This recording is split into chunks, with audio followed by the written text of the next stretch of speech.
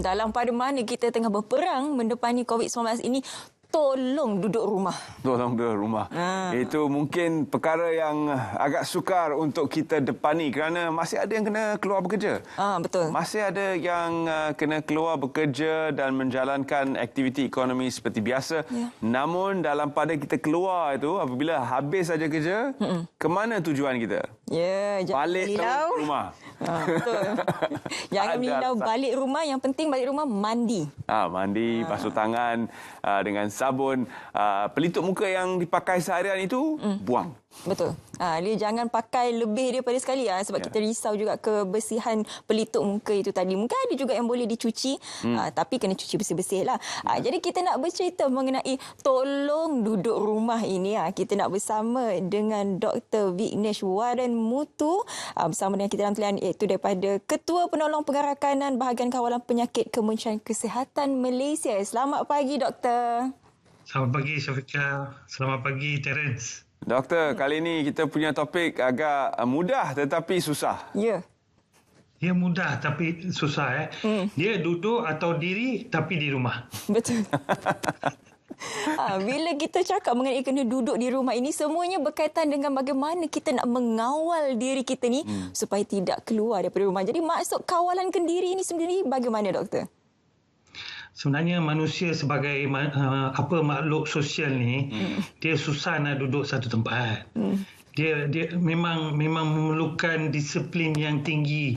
Itu yang kita cakap kedirikan diri, kawalan kendiri. Maksud dia, pertama jagalah kebersihan. Kedua, kita amalkan 3C dan juga amalkan 3W, elakkan 3C. Now, itu adalah cornerstone daripada pencegahan dan kawalan COVID-19. Itu adalah cornerstone, foundation. Selepas tu baru kita ada tindakan-tindakan lain.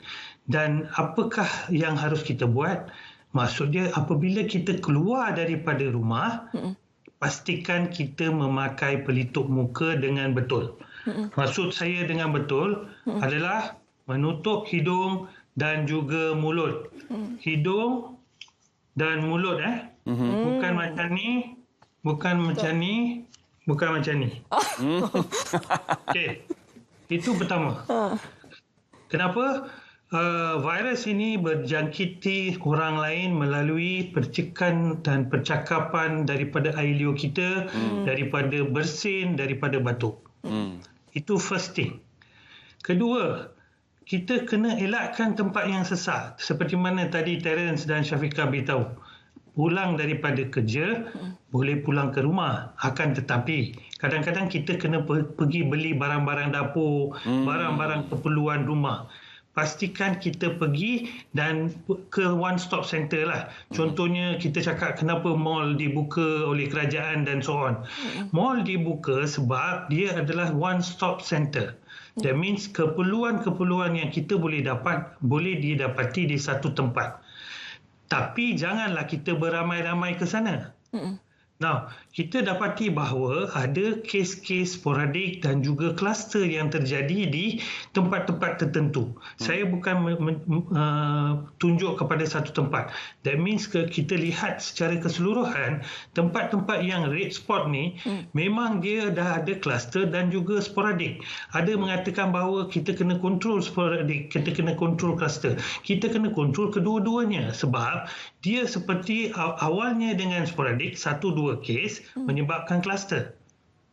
Contohnya seorang di rumah, dia menjangkiti 17 orang. Dia menjadi 17, bukan 1. Wow. Wow. So, kalau kita lihat statistik, sebenarnya statistik ni boleh menipu. Dengan kita menggunakan denominator yang besar. Contohnya 1 bahagi 10 lain. 1 bahagi 100 lain. 1 bahagi 1000 lain. 1 bahagi 10,000 lain. Tetapi kalau kita lihat 1 orang boleh menjangkiti lebih daripada 10 orang, itu mengatakan bahawa kadar kejangkitan tu tinggi di tempat tertentu. Betul itu So doktor. kenapa masyarakat kita masih sambil lewa masih tak percaya ke dengan COVID-19 ni? Kerana angka Kita kena anon ingat itu serius. Terence, semalam kita ada laporkan 6,075 kes. betul. Kalau satu kes ada kontak 5 orang, berapa ribu orang? Itu 30,000. 30. 30,000 you kena swab. Betul. Let's say 30% jadi positif. So all this statistic kita kena memperhatikan dengan serius. So today is the day kita kena start lihat sebagai seorang manusia yang tinggal di Malaysia mengambil tindakan diri sendiri untuk mengambil situasi COVID-19 ni sebagai serius.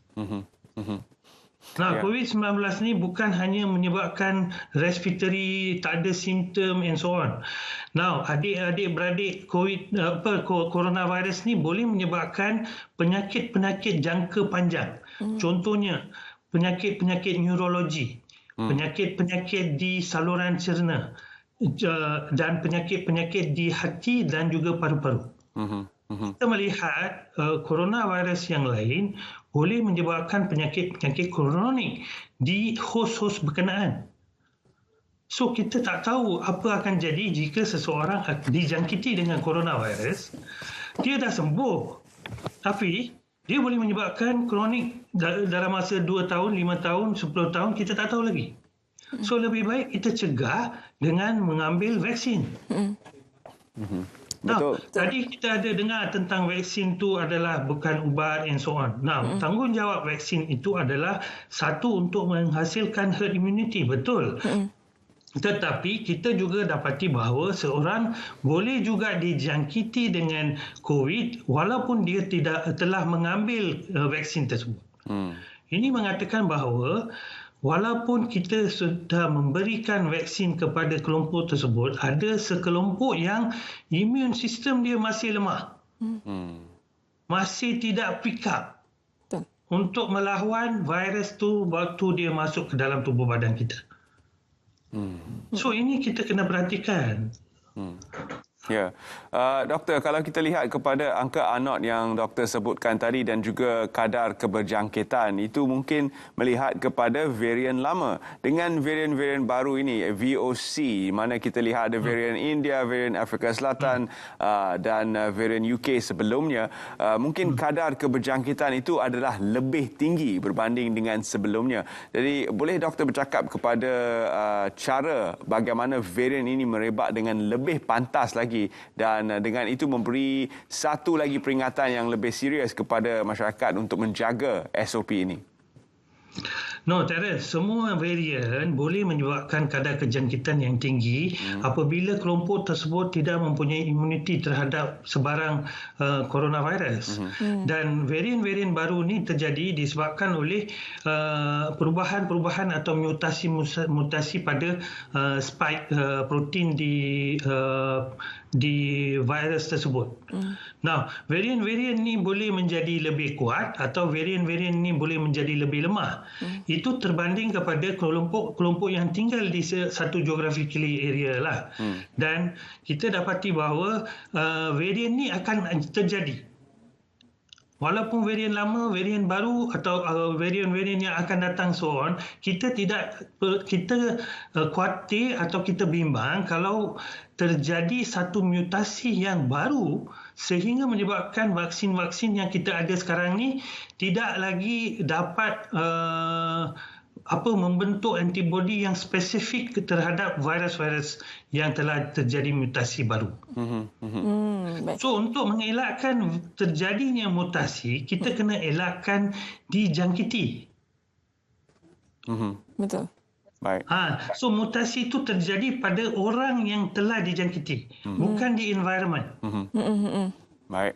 So again, apakah cara kita mencegah kita daripada kena COVID adalah SOP yang sedia ada. Kita dah cakap dah berbuih mulut dah. Betul. Ya kan?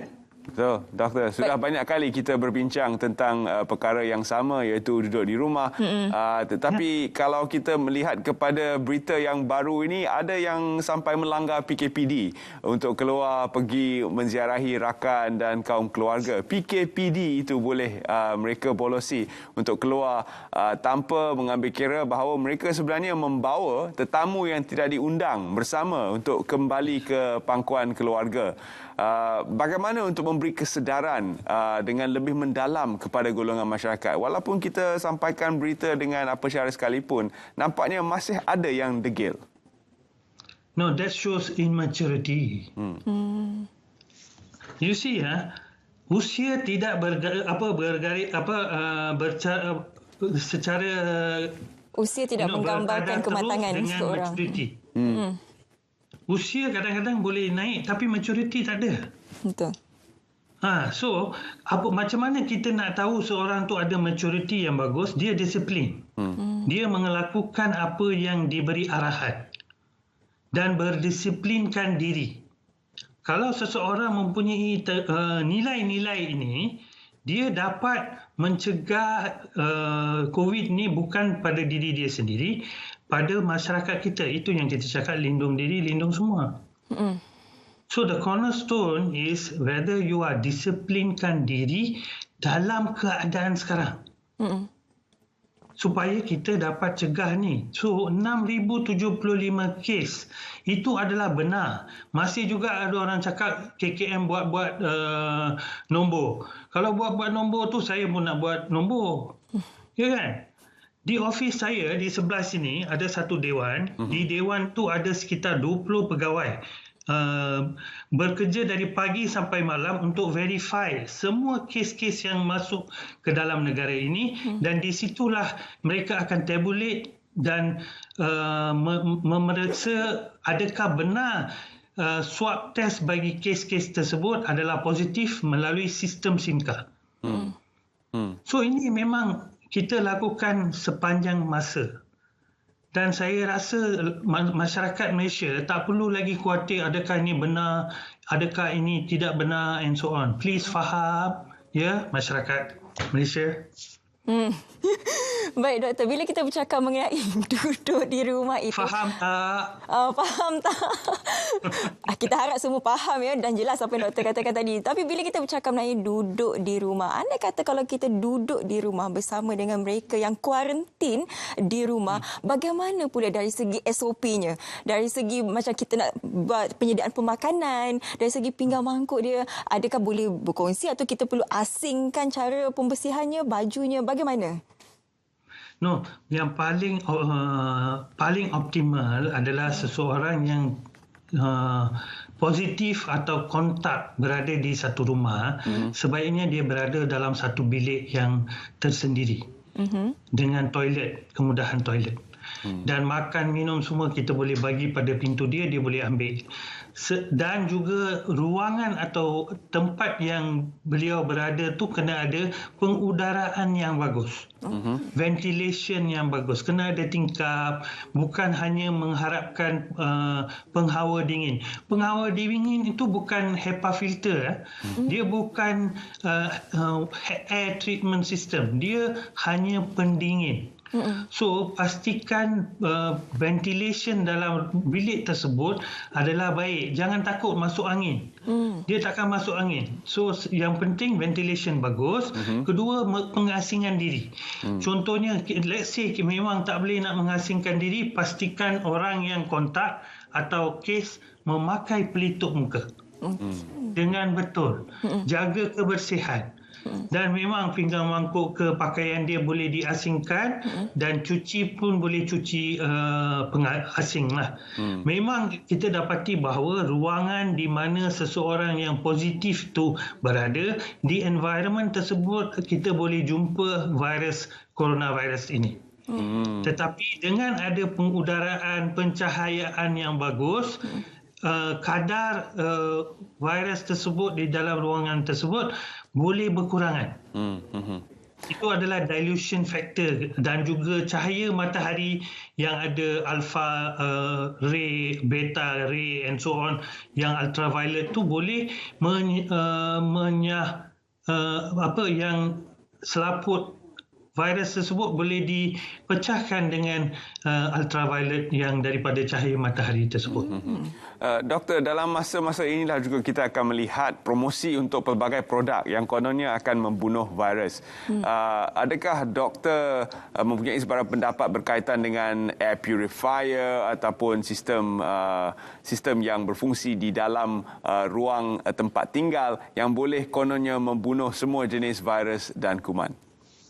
Okey, contohnya macam pejabat saya menggunakan sistem central aircon dan juga di tempat blower tersebut ada HEPA filter. So memang kita kena lihat HEPA filter tu berapa mikron dia boleh filter. Kalau memang disahkan oleh company ke ada pengesah independen yang mengesahkan perawat udara tersebut boleh digunakan, boleh aja digunakan di bilik-bilik dan juga ruangan-ruangan di mana tidak memudahkan adanya ventilasi yang baik. Contohnya malam hari kita terpaksa tidur 8 jam, tingkap kita takut nak buka, takut nyamuk and so on, kita boleh menggunakan HEPA filter yang air treatment yang betul lah. Jangan kita ikut aja beli. Dia kena ada pengiktirafan independen yang mengatakan bahawa sistem tersebut memang menunjukkan satu keberkesanan. Contohnya macam vaksin lah. Vaksin pun kita ada independent body yang mengatakan bahawa dia memang boleh digunakan untuk masyarakat kita. Ya. Baik. Baik doktor, mungkin boleh doktor berikan sedikit saranan kepada mereka yang duduk di rumah ini agar jaga kesihatan mental mereka dan tolong duduk di rumah. Sedikit saja doktor, silakan. Ya, penjagaan mental tu ada kesan yang tinggi. So sebaiknya kita cuba membuat aktiviti-aktiviti di dalam rumah. Contohnya aktiviti exercise di dalam rumah, boleh nonton TV and then membuat kerja-kerja yang belum siap and so on. And then at the same time kita jaga diri kita dan juga diri keluarga kita supaya kita boleh menang daripada COVID-19 ini. Terima kasih doktor kerana bersama dengan kami sekali lagi. Terima kasih kita ucapkan kepada doktor.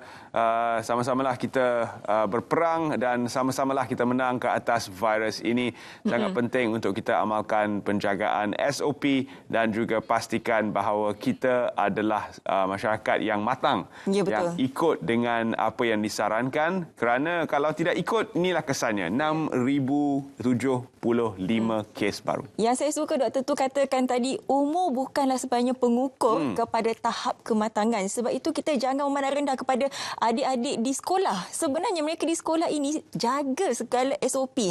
Jadi sebenarnya kluster-kluster sekolah yang selalu kita risaukan ini mungkin boleh selepas ini kita timbang tara kembali. Dan kini kita mempunyai situasi PDPR, jadi ini akan juga membantu dari segi pengurangan jumlah bilangan kanak-kanak yang terjejas akibat COVID-19 kerana mereka kini berada di rumah. Namun dalam pada itu banyak lagi untuk kita bincangkan dalam 2 jam yang berbaki ini. Kita ada banyak pengisian menarik yang menanti anda. Jadi pastikan kalau anda mempunyai sebarang keraguan berkaitan dengan vaksin, berkaitan dengan SOP ataupun berkaitan dengan sebarang isu berkaitan COVID-19 ini, terus ikuti siaran kami kerana semua soalan anda akan insya-Allah kami jawab.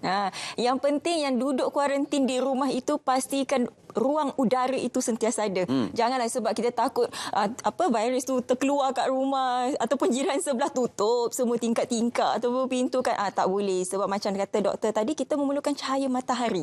Jadi buka tingkap, buka jendela, ambil udara yang segar. Sebenarnya itu juga bagus untuk kesihatan mental anda. Dan sebab itu juga kita disarankan untuk bersenam di luar rumah berseorangan supaya kita akan kekal sihat, kerana ini juga penting untuk membantu kita terhindar daripada terkena jangkitan COVID-19 ini. Kuarantin bukan alasan anda untuk membesarkan diri, bukan? Saya sudah kena. PKP 1 saya sudah kena. Sekarang ni kita nak bersama dengan rakan kita di Continuous untuk melihat perkembangan terkini berita dalam dan juga luar negara. Silakan Continuous.